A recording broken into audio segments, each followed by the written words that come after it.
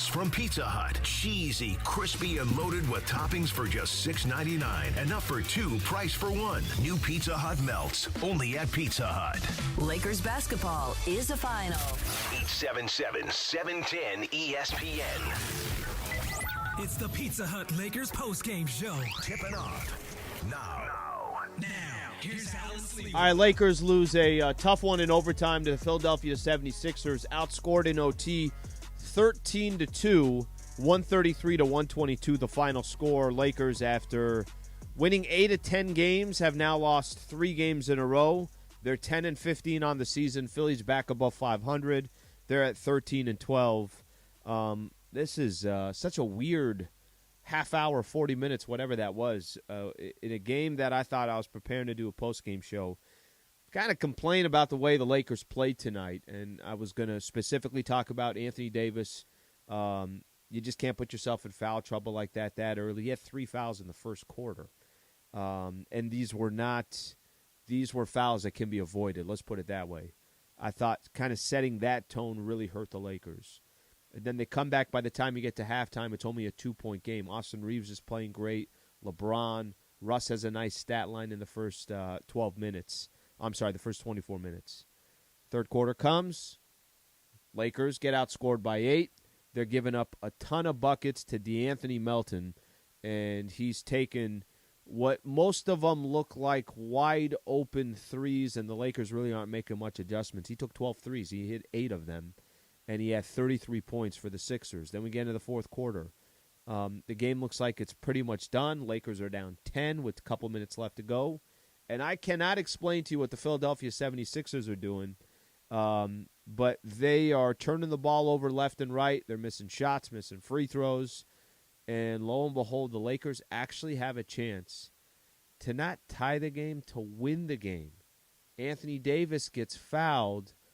3.5 seconds left, 3.7 seconds left, whatever it is, gets to the free throw line. Lakers are down 1, hits the first free throw, and misses the second free throw. No timeouts for the Philadelphia 76ers. And by the time we got to overtime, did they look gassed? They did. Do you respect that they fought till the end? I do. But I also don't want to see the Lakers miss opportunities. Philadelphia should have lost that game the way they blew that lead there towards the end. And for a Lakers team that's already now 5 games again below 500, you just want to, as best any time you think you can grab a victory or somebody's putting something right in front of you, you got to take advantage of it. The Lakers didn't. And like I said, Embiid was great. Melton was great. Harden hit buckets when he needed to. But they also had 22 turnovers. Lakers had 21. This is not exactly a game that I think both coaches are going to look at and say, this is how you play NBA basketball. That's probably not happening anytime soon. I'm going to throw out the phone number here real quick. It's 877-710-ESPN, 877-710-ESPN. If you were listening to the broadcast, maybe you're listening on the app right now, and you want to be a part of the show, please feel free to call in. Let's take a listen to Lakers head coach Darvin Ham, get his thoughts on the loss. Having a chance to win there after it seeming like the game was long over and then eventually get into overtime. I mean, we survived some unfortunate calls by the officials, and I'm not wanting to blame them. Some of those foul calls were unfortunate. Then, us turning the ball over at some different segments of the game. But, we can get better from this. I told the team, I'm as disappointed as I am that we didn't get the win. I still can have a good meal and sleep like a baby tonight because of the way we competed. And we did not quit. We did not give up. There was a point in the game where we could have just folded our tent. But we kept scratching away, kept digging deep, kept making plays, one stop after another one, and put ourselves in a position to win the game. And unfortunately, we missed some free throws, missed some layups, had some threes rim, go in and out. But, again, our guys fought. They competed. They were together.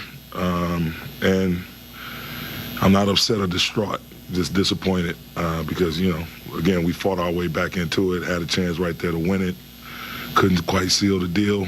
And my hat's off to Philly. Embiid is a hell of a basketball player. James, they have some Melton. they really have some unbelievable talent on that side of the ball. So kudos to them. Kudos to them. With how crazy the ending was in regulation, what did you feel like you saw in overtime, and what were you looking for with the group out there? Again, we got the shots we wanted. It was unfortunate. We missed some layups, and again, some threes rimmed in and out. And I mean, that's all you can ask, is to put yourself in a position to make plays, and we just didn't make enough. When AD gets 3 early fouls, it's going to throw everything out of whack. How much did you feel like you're kind of chasing? I don't know, chase is the right word, but you're manipulating rotations the rest of the game to try to get some semblance? It's a lot. Manipulating rotations, manipulating matchups, cross-matching guys, playing zone. Thought our zone worked well for us, kept us in the game. Putting Bron on Embiid, it forces you, you have to dig into your treasure chest and try to figure something out when that happens. And so, he's a big anchor of our defense. And then him having to play tentative because of foul trouble is, it definitely compromises us. But at the end of the day, like I said, I never wanted, I hate losing, but you can take lessons from losses. And the lesson I learned tonight was, we have to do a better job of taking care of the ball, finishing plays, and also the other lesson I learned is that we're a competitive bunch. We competed our behinds off and didn't quit. Sort of the natural follow-up to Dave's question, AD had 21 points in the fourth quarter. I don't have the stats for me. I think there was 30 points off of turnovers. I'm sure that's related to his defense. What'd you see from him after, really struggling to find a rhythm, not being able to play that much, and in that fourth quarter making a difference? He's aggressive. I can't remember exactly what the deficit was going into the fourth, but basically told him to use the bonus, said stay aggressive, let's use the bonus to get back into this game. And he did that. He was right at the forefront of that, being aggressive, not settling, getting to the free throw line.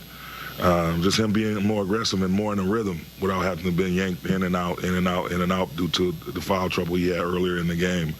You could just see him settle into a little bit of a rhythm and carried us. Had some key moments where he sustained us through his free throws, and just him being aggressive in the paint. All right, that's Lakers head coach Darvin Ham right there. Tough loss for the Lakers tonight, 133-122. Outscored by 11 in overtime. Lakers 10-15 on the season. When we come back, we'll take some of your phone calls. I know we got some Laker fans that want to give their thoughts on the loss tonight. 877-710-ESPN. Pizza Hut Lakers postgame show on 710 ESPN. Hey, Laker fans, John Ireland here. Have you downloaded the new ESPNLA app? You got to get this thing. It's great. You can get Travis and Sliwa, Mason and Ireland, Sedano and Cap, and all of our Lakers talk with Slee right in the palm of your hand. You're just one tap away from everything Lakers. You could even win Lakers tickets. React to the Lakers on ESPNLA app. Download the new ESPNLA app in the App Store or on Google Play.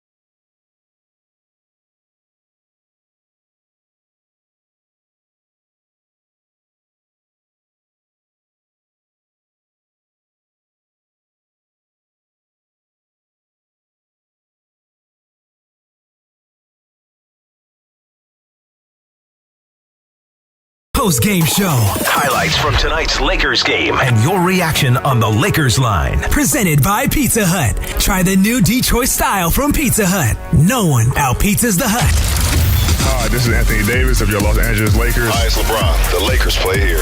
It's time for Lakers Postgame with Sliwa. Now, here's Alan Sliwa.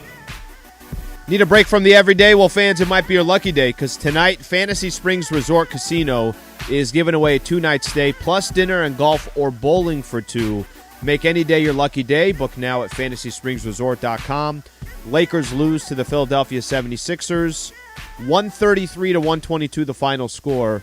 I do want to hear from Laker fans. Let's go to Richard, who's calling out from Riverside. What's going on, Richard? How you doing, sir? I've been listening to you for a few years when I could catch you. Listen, I'm with this Laker team, whether they win, whether they lose, the ups and downs, the good or the bad.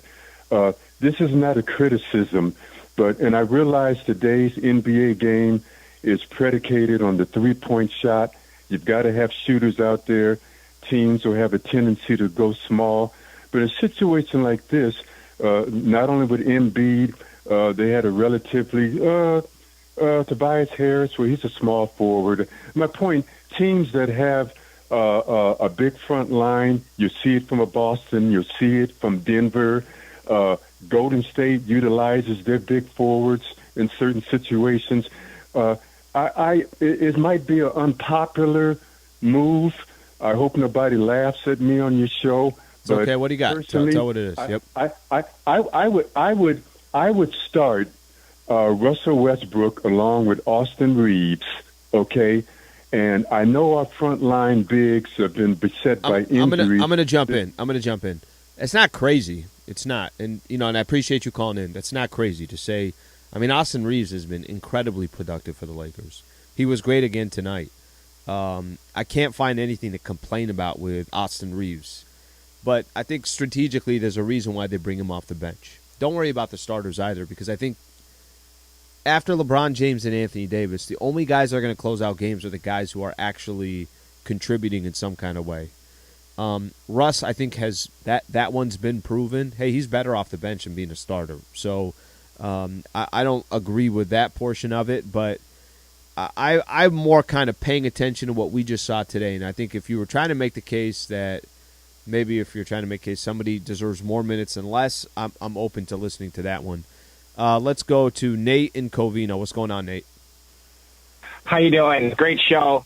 I got to say, I'm optimistic. Just going off tonight's game, I know it's our third loss in a row, but just going against one of the better teams in the East, we're just a bucket away, And if you look at where we came from the beginning of the season, I'm like, all right, man, we're really good. We're one of the better teams out here in the NBA, and we were right there. I'm pretty optimistic about the Lakers right now. Appreciate you calling in. Thanks for calling in. You know what's funny is maybe that's why I'm frustrated tonight, because I'm with you. I am starting to churn towards the, hey, no, I think we could go beat Philadelphia. It's not going to be an easy game. It should be a tough game.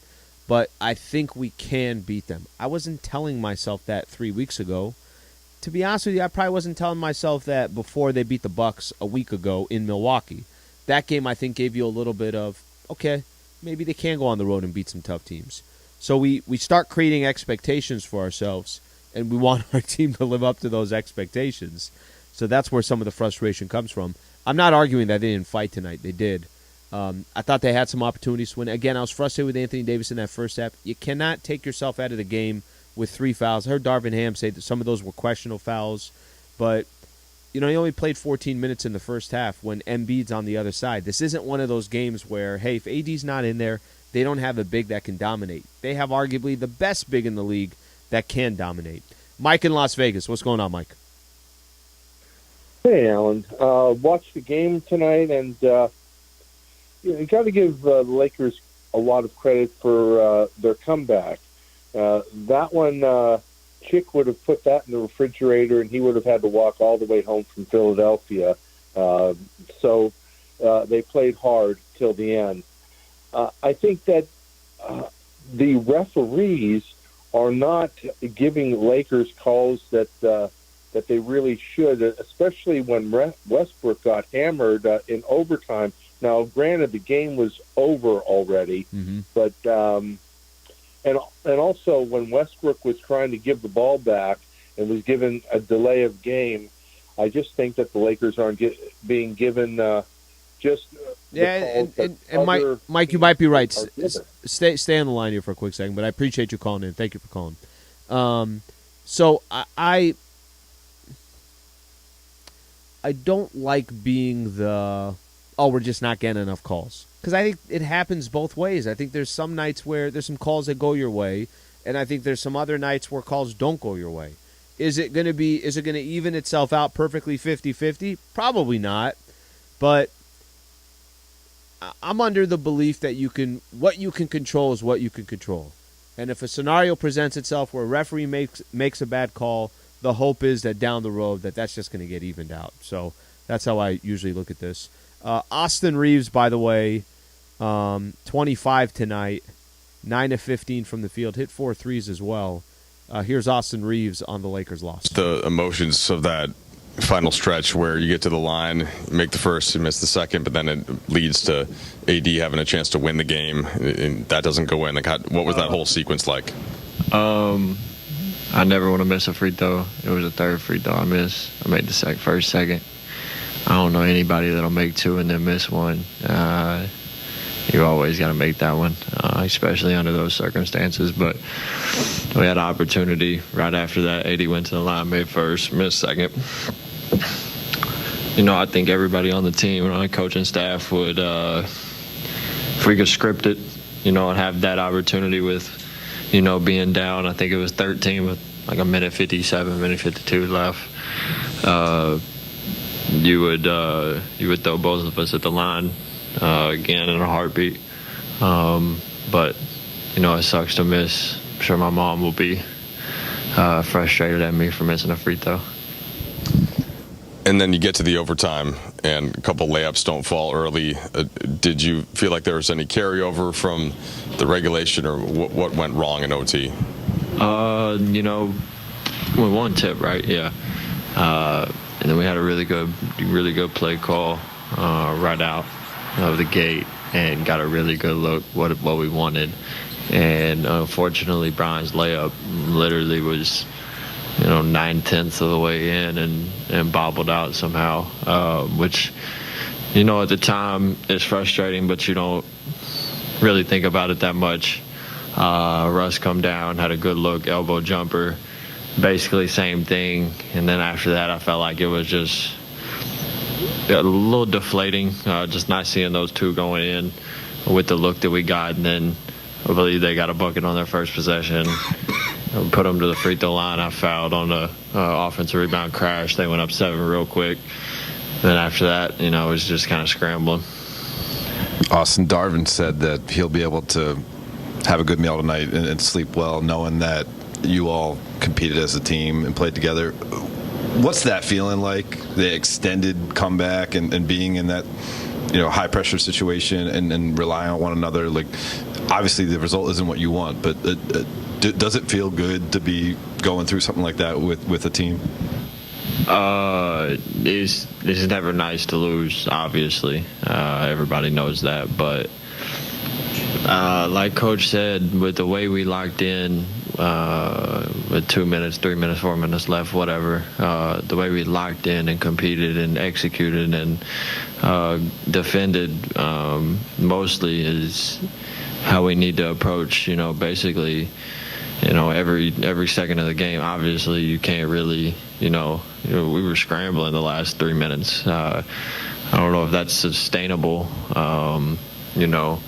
because it's hard to play like that. But, the way we locked in, like I said, and got what we wanted is nice. And, it's just a testament to what we can do. It shows us that, we're never really out of a game, even if, I think they went up 18 with like 7 or 8, maybe 9 minutes in the fourth, kind of lingered around there. But, it shows that we're never out of a game, and then we can make a run and, make something happen. Honestly, we should have won this game. right, that's Austin Reaves right there. I agree with him. They should have won that game. There were plenty of moments they shouldn't have won the game, but then the Philadelphia 76ers did not want to win that game. And when that opportunity arrived, you would have hoped that the Lakers snatched that opportunity. They didn't. They lose 133-122 in overtime. More of your phone calls when we come back. 877-710-ESPN. Pizza Hut Lakers postgame show on 710 ESPN.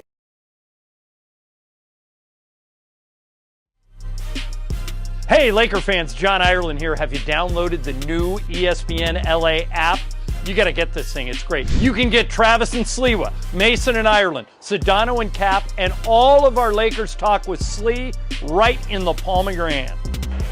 You're just one tap away from everything Lakers. You could even win Lakers tickets. React to the Lakers on ESPNLA app. Download the new ESPNLA app in the App Store or on Google Play.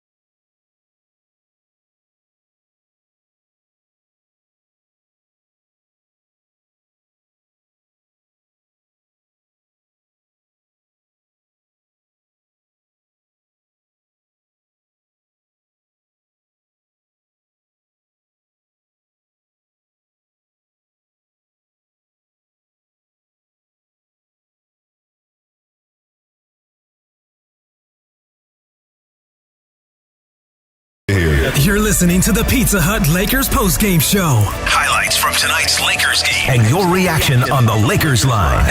The Los Angeles Lakers on 710 ESPN. Presented by Pizza Hut. Try the new Detroit style from Pizza Hut. No one out-pizzas the Hut. Once again, here's Alan Sliwa. Points in the Paint all season long is sponsored by Vista Paint. Right now, local residents can take 40% off on factory direct, high-quality Vista Paint products. A Vista Paint team member will show you how. Locally owned, manufactured, and operated since 1956. Visit vistapaint.com and start saving. Lakers lose a game 133-122 in OT. Points in the Paint. Lakers 54 and the Sixers 46. Actually, a little bit of a surprise. Lakers ended up winning that with Embiid doing as much damage as he did, but Sixers were hitting threes, 18 of 40 from the three-point line. They hit 7 more threes from the Lakers. They were plus 21 from the three-point line. Let's go to Russ. Here's Russell Westbrook on the Lakers' loss to the Philadelphia 76ers. Russ, what's key to keeping level head as a team during a fourth quarter comeback like that, kind of desperation time with trying to chip into a lead that's that big? Just defending. you defend, you give yourself a chance to win games.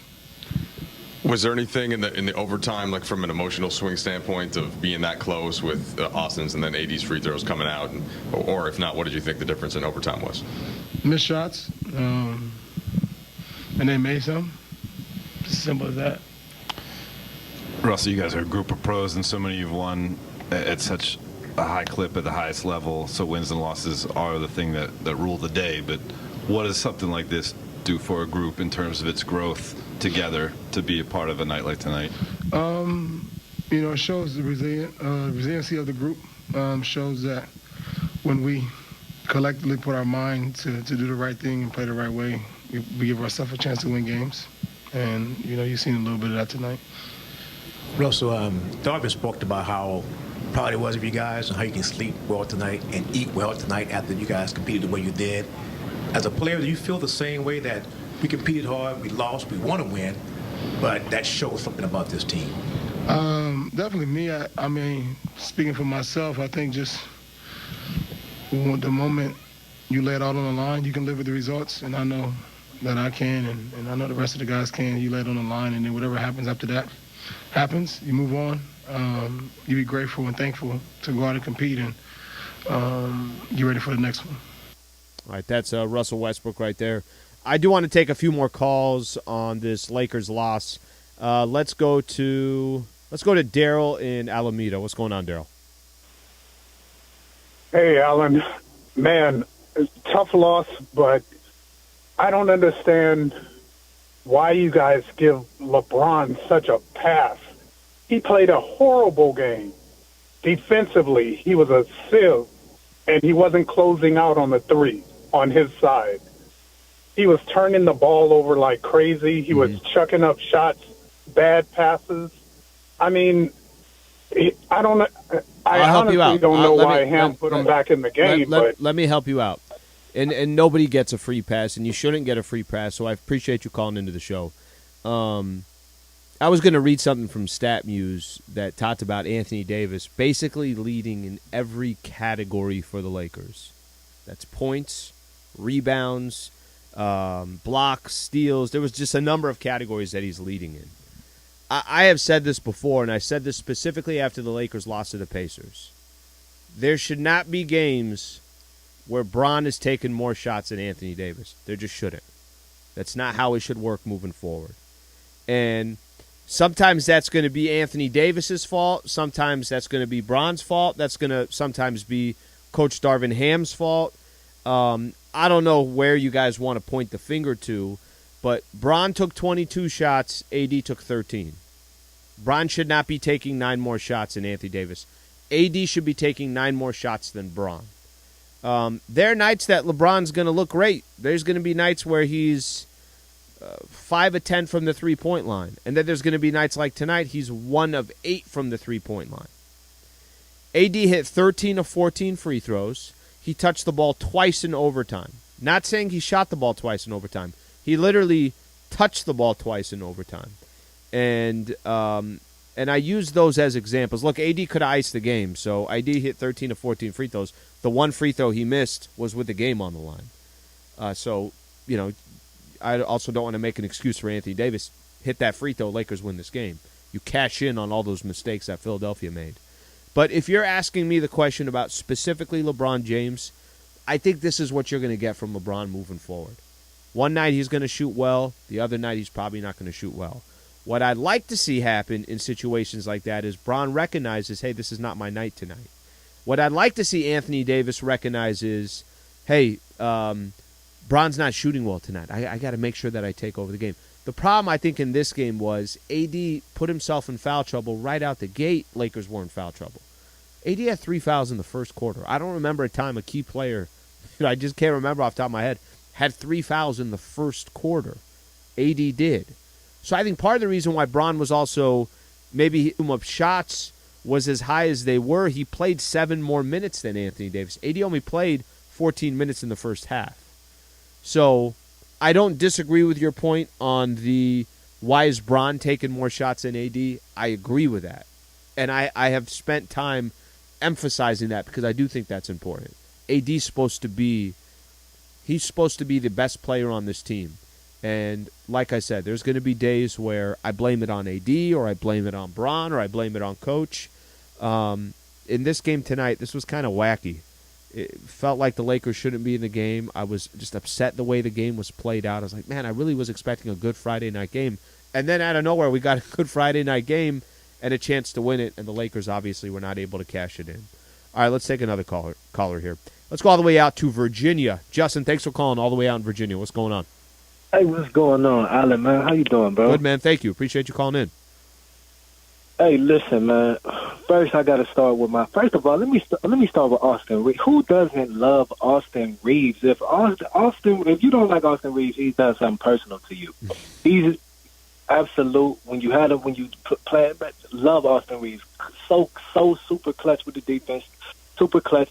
But my family is all the Lakers. The Lakers was never in the game. Mm-hmm. Absolute loss. The game-winning shot goes in and comes out. AD's free throw, the one that he missed, it goes in and bounces out.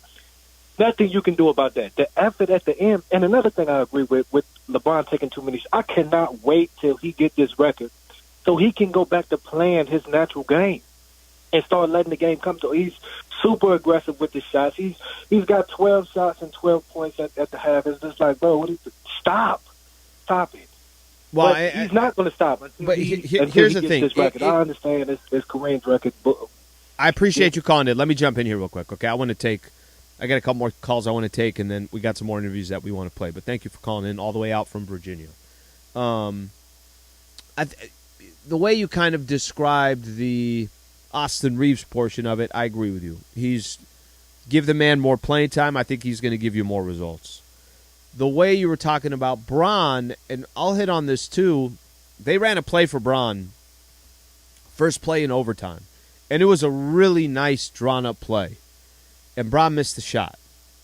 And Bron had a couple more opportunities in OT. Really, they all did, except Anthony Davis. Apparently, AD does not touch the ball in OT. He looked gassed by the time he played 43 minutes. That's kind of what I'm emphasizing. I don't want to rely on Bron in those types of situations. He should be gassed. He's 20th year in the league. Laker fans, go look at players that played 20 years in the NBA. It's just naturally, and this is on top of Bron playing, the most playoff games, and I don't know if he's played the most in history, but he might have. But that's on top of all that. I'm not surprised if Bron's gas in the fourth. So run some plays through AD. Make Anthony Davis the focal point. Yeah, they look like they were just all out of gas by the time they got to overtime. All right, let me squeeze in one more quick call here. Let's go to Mario in San Antonio. What's going on, Mario? Hey, I just want to touch on the fact that I think we got a good collection of players with Reaves, Walker, Diaz, but I think that Coach done fell in love with the small ball lineup, which he sometimes he don't need to go to those lineups when he got to take the Phil Jackson approach. Hey, I got 2 7-footers over here on the bench with no fouls, and I got a big center in the middle is tearing up my makeshift center, which is AD. I need to put those 7-footers in here to help AD wear that guy down so he'll be ready for AD in the fourth quarter. AD can get him in the fourth quarter. But Ham doesn't do that. He doesn't play Thomas Bryant and Jones. That positionless basketball is out the door. He needs to put these guys back in their original position sometime and pound these teams like the 2020 team did. Appreciate you calling in. Appreciate you calling in. Thank you. I'm going to take another call here. Brandon in Inglewood. What's going on, Brandon? Hey, what's up, Alan, man? Thanks for taking my call, man. Tonight, man, I'm obviously tough loss, man, but I'm thinking big picture here, man. I'm looking like, why is Lonnie Walker not that guy that they want to develop? What has he done wrong to where they don't want to give him minutes as a guy who can be a shot creator when the defense is keying on Bron and AD, right? He keeps going back to Patrick Beverley when Patrick Beverley is not hitting any shots. He shouldn't play if he's not making shots, in my opinion, right? And then another thing is Troy Brown Jr. I just want to hear your thoughts on those two guys. Why is he in the doghouse? I mean, he's been a solid guy who can play defense, knock and hit an open shot, but the Ham is not giving them any confidence because they don't know when they're going to play. I feel like the rotation has to be a little bit more consistent, and it has to start with getting Patrick Beverley out of that lineup if he's not going to make wide open shots. Appreciate you calling in. His defense is not standing out that much. Appreciate you calling in. Let me jump on that. So, you know, I would love to see Lonnie Walker get more late game situations. I want him to learn those situations, and I think what happens at the end of the game is Darvin Ham's leaning towards somebody that's been in the league for a long time, understands every defense and offense that's out there, and I think that's why you kind of have Patrick Beverley on your team is for those situations. And I'm not justifying that that's okay because you also want him to deliver. I've had many post-game shows. Patrick Beverley was 4 of 4 from the field today. Trust me, I've had plenty of post-game shows where I'm talking about him going 1 for 5 or 0 for 5 or 0 for 6 or whatever the case is. But I'd like to see Lonnie Walker. I would like to see him in more of those situations. Lonnie Walker's a really, really nice basketball player. Much better than I thought he was when the Lakers signed him. Okay, how much do I really know about him? He's coming from San Antonio. They play the Spurs 3-4 times a year. Not watching Spurs basketball.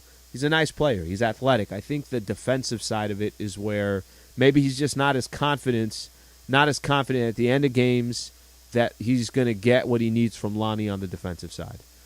Troy Brown Jr., it's weird how he's used so far. Some games you'll see him, he'll play 20 minutes. Other games he'll play 9, like tonight. So you're right about how is Troy Brown Jr. supposed to know or how is he supposed to gain confidence? How is he supposed to kind of know his rotation and his minutes? There isn't a consistent. I think some teams out there, and maybe this is part of the reason the challenge that Darvin Ham has is he's still figuring out his roster, what works, what doesn't. AD is there. AD's gone for a couple of games. Bron is there. Back-to-back, he's gone. And just kind of go. Patrick Beverley was out for 3 games with his suspension. Didn't play in the back-to-back. I think there isn't a consistency with this lineup, and I think the teams that are having the most success right now in the NBA have the most consistent lineups. That's kind of the idea on the concept.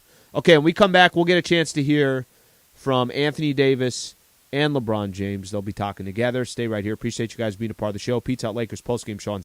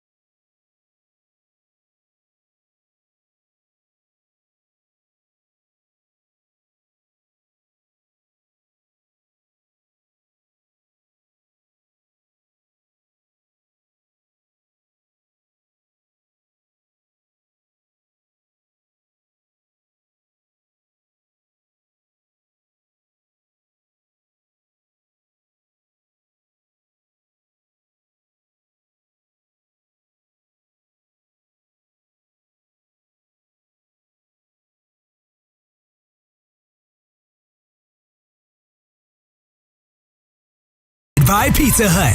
Try the new Detroit style from Pizza Hut. No one out-pizzas the Hut.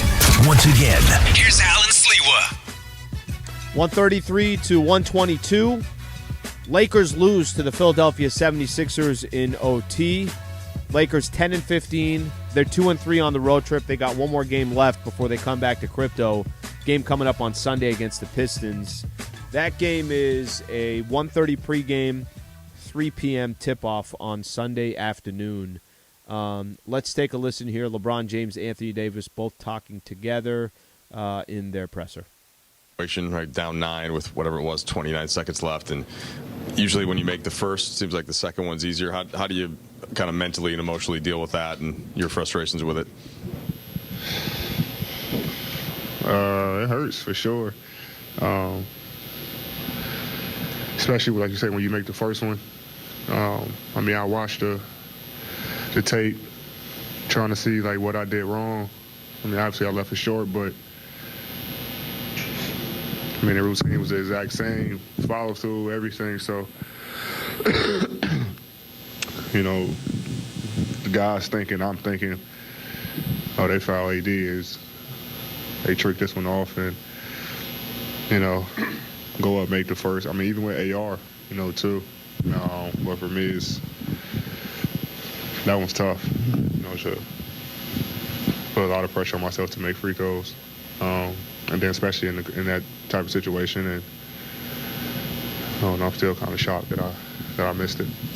And then LeBron, you know, starting overtime, layup seems like it's 90% down. Like you've been through a lot of moments and all different things. But mentally, how do you go forward in an overtime like that with everything going on? Yeah, I think that was just the. I mean, that started our overtime. You know, we gave so much at the end of regulation that, you know, when that ball didn't go in to start the overtime, I had a layup and then we had a break and I was able to hit Russ on one. He missed a layup. Me and AD like literally right there to get the offensive rebound. We didn't get it. That was just, you know, I guess you gave so much energy to get back into the game at the end of the regulation. Then, you know, we didn't have much in the overtime period. AD, it seemed like the first 3 quarters were really frustrating. Obviously, the foul trouble, and then from there, you know, just tough to find a rhythm. Then you score 21 points in the 4th quarter. Where did it kind of click for you? And were you thinking about your individual game in the moment, or were you just sort of trying to find a way to survive? You know, it's always tough to get a rhythm and everything when you're in foul trouble. I was in foul trouble all night. But it's just continuing to fight. My teammates did a good job of, thank you, you know, putting me in situations to score the basketball. Obviously getting to the line helps, but we just kept fighting as a team. You know, we just kept battling and kept getting stops and kept scoring. So, I mean, it doesn't, you know, the numbers don't matter. You know, to me, you know, I feel like we were still, you know, even with me in foul trouble, the guys were still playing well in the game. You know, they'll get a lead. You know, the guys will cut it down. They'll get a lead. We cut it down. So, you know, I just try to, you know, go out in the 4th quarter and just, you know, stay aggressive even with the, you know, the foul trouble. You know, it's tough early in the game. You know, you don't want to pick up, you know, 3 or 4, which I did. You know, 3 in the 1st quarter, and sort of kind of take away your aggressiveness. In the sense of where they might call offensive foul, can't rebound, offensive rebound. You know, it's tough to defensive rebound. So even though some of the calls I feel like was, I don't know, questionable, but, you know, just try to go out and still compete. This could be for either one of you, but just what went wrong with D'Anthony Melton? It just seemed like you guys kind of kept losing him. Yeah, career high in points, threes, steals. Just what went wrong there? No, we didn't lose him. I mean, he makes shots. Very good player, good signing for them in the offseason. We had a game plan, and we know who the head of the snake is. But we didn't lose him. We was out contesting on a lot of his shots. You know, and he played extremely well. He was definitely X factor tonight. LeBron, Darvin talked about how he can eat raw tonight, sleep raw tonight. You played this game for a long time. Even though you lost this game, you guys competed at a high level. What can you take from this? I mean, it's hard to sleep after a game anyways because your adrenaline is still running. But, you know, we came here and played Laker basketball for sure. You know, we competed, shared the ball. We defended at a high level. Like, you know, they're pros as well, and that's a very good team. So, you know, we're going to relieve our frustration in the locker room and leave it in this arena when we leave here. And we understand we can have a really good trip if we close out the right way in Detroit on Sunday. So we look forward to that matchup. LeBron Grant Wall, who covered you as a teenager and wrote the first cover story for you in Sports Illustrated, died while covering the World Cup today. I was hoping to get any memories you had of working with him and thoughts on his passing. First of all, my condolences goes out to his family. I saw his, you know, absolutely. I seen his brother say something as well. You know, until we get, you know, further, you know, details on what transpired, but very fond of Grant, and having that cover shoot, me being a teenager and him covering that, it was a pretty cool thing. And he was always pretty cool to be around. He spent a lot of time in my hometown of Akron, covering me over the course of time before that shoot came out, and or before that cover story came out. And I've always kind of watched from a distance, even when I, moved up in the ranks and became a professional, and, he kind of went to a different sport and things of that nature over the years. Anytime his name would come up, I'll always think back to me as a teenager and having Grant, in our building down at St. V. So it's a tragic loss. It's a unfortunate, to lose someone as great as he was, and I wish his family, like I said, the best, and may he rest in paradise. Last two. LeBron, you have one more game left for the total of 6 road trip game. How you physically and mentally feel like so far? Well, listen, this is always a tough road trip for any team. Either if you're East Conference team, you're going west for 12 days, or you're West Conference team coming east for 12 days and or 11 days, whatever the case may be. At this point, we've lost track of what date it is, what day it is, how many days it's been, but we know we got one more game, and we want to finish up strong. We understand we're playing a young team, in Detroit, who's capable of beating us if we don't come and play our game, who's going to be this Sunday. So I know the Lions play at 1, so it's a lot of sports going on in the city of Detroit. So we better be ready, to finish off the trip the right way, especially, with playing them and then going back home and playing Boston the following game. So we better have our thinking caps on and our minds and our bodies ready to go. Last question, gentlemen on the hand. My question was about that. Okay, thank you very much. All right, that's LeBron James. That's Anthony Davis. Lakers lose to the Philadelphia 76ers 133-122. You heard Bron say it, how important Sunday's game is to finish the road trip 3-3. That's the goal at this point. They're 2-3 so far. They're 5 games below 500 again. So obviously that game becomes important, just like all the other ones. I thought tonight was going to be key. I thought there was to give themselves an opportunity to go 4-2 on this road trip would have been amazing, but it was not in the cards tonight. Couple things internally here. Just a quick shout out. Thank you to Michael Funches. Thank you to Laura Romo, Brian Cohen, and Josh Martinez handling all our stuff on the social side of things. And tomorrow morning, Dr. Clapper, you can tune in from 7 a.m. to 9 a.m. I'll obviously be back for the Lakers and the Pistons on Sunday. So that pregame show, if everybody, just so you know, it's an earlier game. Pregame show will be at 1:30. Tip-off will be at 3 o'clock. So thank you all for being a part of the show. Hope you guys have a good rest of your night. Thank you for listening to Lakers Basketball Tonight.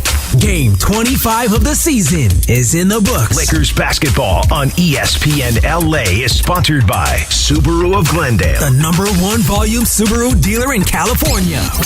Lakers Basketball, delivered by new melts from Pizza Hut. Cheesy, crispy, and loaded with toppings for just $6.99. Enough for 2, price for 1. New Pizza Hut melts, only at Pizza Hut.